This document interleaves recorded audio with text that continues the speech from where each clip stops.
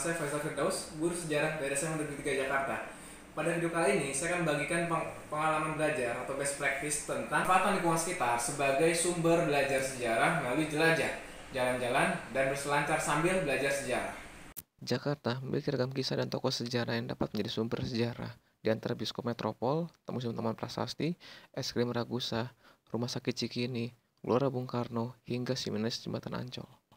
Dan ketiga, kita memberikan keleluasan para guru untuk menggunakan berbagai macam perangkat ajar yang sesuai dengan kebutuhan masing-masing peserta didik. Dalam kurikulum Merdeka, pembelajaran diferensiasi menjadi sebuah keharusan bagi seorang guru, di mana guru itu harus bisa mengakomodasi kebutuhan dan karakter peserta didik yang beragam. Metode yang bisa digunakan di antara ada studi lapangan, studi literasi, ataupun gabungan dari keduanya. Jelajah merupakan metode yang tepat untuk menjalankan pembelajaran berdiferensiasi tersebut sesuai dengan tema, yaitu penelitian dan penulisan sejarah. Jelajah merupakan singkatan dari jalan-jalan dan selancar sambil belajar sejarah. Jalan-jalan maksud di sini adalah melakukan studi lapangan langsung, dan selancar di sini adalah menggunakan gawai dan menggunakan mesin pencari untuk menemukan informasi yang dibutuhkan. Tujuan dari jelajah adalah supaya siswa bisa mengetahui dan mengeksplorasi tentang materi sejarah atau kisah-kisah sejarah di sekitar lingkungan sekolah. Dalam alur tujuan pembelajaran mengenai materi tersebut, diharapkan siswa dapat menganalisis dan menyajikan hasil penelitian sejarah atau publikasinya dalam bentuk lisan, tertulis, atau publikasi digital secara kolaboratif dan kreatif.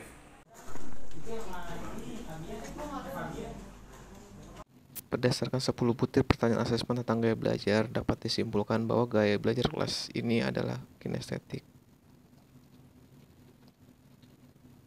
Koflan, Stadion Gelora Bung Karno, ada Bioskop Metropol, Es Krim Ragusa, Simenes di Jembatan Ancol, dan yang terakhir itu ada Rumah Sakit Cikini.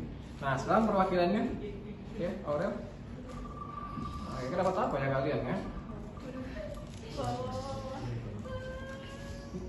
Apa nih? Oh, GBK sesuai ya? Jadi masing-masing kelompok silakan penelitian sejarah cara kalian. Boleh telusur dari internet atau mungkin kalau memungkinkan datang ke sana langsung ya. Waktu pengerjaan gue minggu dari kanan. Ada pertanyaan dari sini? Nggak ada ya? Oke. Nanti kalau ada pertanyaan silakan cek saya. Redaksinya tuh harus ditaruh situ dong. Tapi jangan aneh.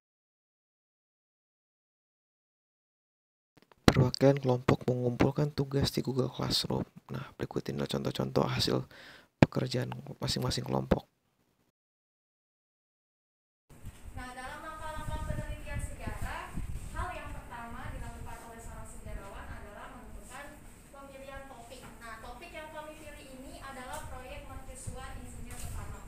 Ada yang tahu nggak sih proyek mercusuar itu apa? Proyek mercusuar Insinyur Soekarno adalah proyek yang dibangun, yang digagas oleh Presiden pertama kita, Insinyur Soekarno, yang terletak di daerah pusat ibu kota. Perkembangan Gelora Bung Karno di zaman sekarang, GBK ikut berperan dalam upaya pemulihan ekonomi nasional PEN.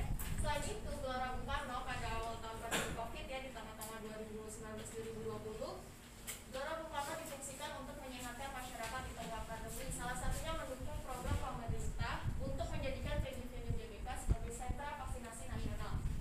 Ya, di sananya atau ke sana? Di sananya ada kayak mobil. Oh, ke sana. Ke sana apa di sana? Ya, Oh, ke sana bisa naik MRT. Iya. Kan ada di Senayan. Nah, kami udah ke lapangan, kami berusaha mewawancarai orang yang di sana. Tapi ternyata tidak ada yang tahu.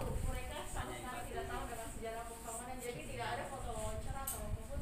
Dan kami mencari museum-museum di situ pun juga tidak ada. Jadi hanya itu informasi yang bisa kami sampaikan.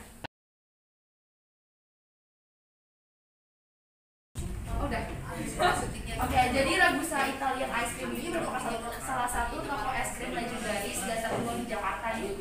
Nah, jadi dia itu berdiri sejak 1932.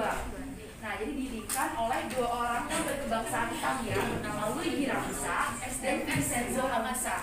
Nah, jadi mereka datang ke Batavia pada tahun 1930-an untuk belajar menjahit di daerah Jakarta Pusat ini. Nah, jadi setelah lulus, kedua bersaudara tersebut pergi ke Bandung dan bertemu dengan seorang wanita Eropa yang memiliki peternakan sapi dan memberikan banyak susu sapi kepada mereka.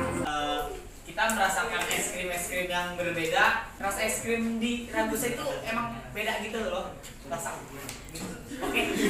Sayangnya kita tuh nggak bisa interview orangnya langsung karena harus sama ownernya, karena perlu surat-surat yang lengkap dulu. Menurut kami sekelompok, pengalaman untuk datang ke eskrim Ragusa ini bukan kayak tugas tapi malah kayak jalan-jalan, terus nambah experience juga. Jadi selain kita dapat ilmunya juga, terus kita mencari informasi juga, kita juga di sini tuh sebagai sarana untuk mempererat kebersamaan, karena kita kan di jalan tuh kita ngobrol-ngobrol, gak cuma diem-diem aja kan, ngobrol terus makan bareng gitu. Jadi di sini tuh kita lihat kayak nisan-nisan, batu-batu nisan yang ada di tempatnya ini, dan itu tuh udah nggak ada mayatnya, jadi cuma full nisan. Jadi di sini tuh bisa dilihat ada kereta kuda, ada gudang mayat, ada peti mati Soekarno Hatta. Dan di sana tuh kita juga ketemu sama orang yang jaga gitu loh. Kan di sana juga nggak bisa sampai semau kita ya, dibatasin waktu juga sampai jam berapa? Sampai jam 3 nah itu. Jadi datang pas sudah hampir sore ya kalian ya? Ya.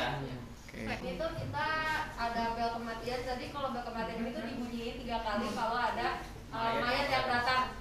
Gitu. Kemarin dibunyiin dari suaranya serem. Iya, suaranya serem banget kalau dibunyiin. Terus di sini ada miniatur katedral. Oke, seperti tadi sudah disampaikan oleh kelompok Kartoplan tadi, bahwa itu adalah sebuah kompleks pemakaman yang sekarang menjadi sebuah museum. Ya, di situ kalian bisa melihat makam-makam orang-orang terkenal juga dan bisa belajar banyak hal dari situ. Ya Pak. Jadi kalian nggak usah takut datang ke sana, oke? Oke. Sip. Ada pertanyaan sampai sini? Oke, kalau nggak ada pertanyaan, kita cukup presentasi hari ini. Kurang lebih mohon maaf. Assalamualaikum warahmatullahi wabarakatuh. Waalaikumsalam warahmatullahi wabarakatuh. Untuk yang jelajah itu, metode yang diterapkan itu bisa digunakan untuk geografi. Misalkan karena kelas 10, maka siswa bisa memahami objek studi geografi, objek fisik, itu bisa turun ke lapangan tuh. Jadi sebetulnya untuk semua mata pelajaran, bukan hanya sejarah dan geografi, semua bisa diterapkan. Kalau Kartoplan kan kuburan ya, kita bisa melihat nisan-nisannya pas zaman Bisa lihat langsung ya, Iya, bisa lihat lihat langsung, langsung. nggak harus kayak digambar. Iya. Ini kekompakan kita sebagai satu kelompok, satu tim untuk mengerjakan tugas penelitian ini. Dan secara bakal kayak ada seterusnya sih, kayak belajar di luar kelas gitu, nggak harus di kelas doang, kayak kita bakal keluar kelas ya. Iya. Kendalanya tuh contohnya kita kan pulangnya jam 3 ya. Iya. Nah, terus di situ jadi kita benar-benar kayak langsung harus jalan ke sana, dan di sana tuh kita cuma butuh kita punya waktu berapa? Cuma sekitar 1,5 jam kemarin itu, Ya, karena kan kita pulang sekolah itu udah menjelang sore, kemudian Jakarta Macet. ini macet. Dan ada Google juga, kita nge-riset juga dari data-data yang ada di Ya, karena Google. terbatasnya waktu, jadi kita ngambil informasi-informasi dari lain. Iya. Mungkin kendalanya ada di waktu aja sih. Iya. Waktu, biaya transportasi, Iya. Selanjutnya di sana kita juga nggak cuma wawancara aja, kita juga mencoba es krimnya juga, dan ternyata wah rasanya tuh enak banget. Iya bener banget, enak guys. Terus juga bervariasi gitu loh, jadi nggak cuma ice cream ya itu aja yang kayak common gitu loh, tapi ice creamnya itu bervariasi. Terus kayak misalnya nih ada es krim spaghetti itu yang bener-bener apa ya, recommended gitu loh. Nah, Kalau terkait pembelajarannya bagaimana? Nah, kalau saya itu lebih senangnya itu terjun ke lapangan langsung gitu. Nah, saya kurang suka sama baca. Inilah akhir dari video saya mengenai pemanfaatan lingkungan belajar sebagai sumber belajar sejarah menggunakan metode jelajah, jalan-jalan, berselancar sambil belajar sejarah. Kurang lebihnya mohon maaf. Wassalamualaikum warahmatullahi wabarakatuh.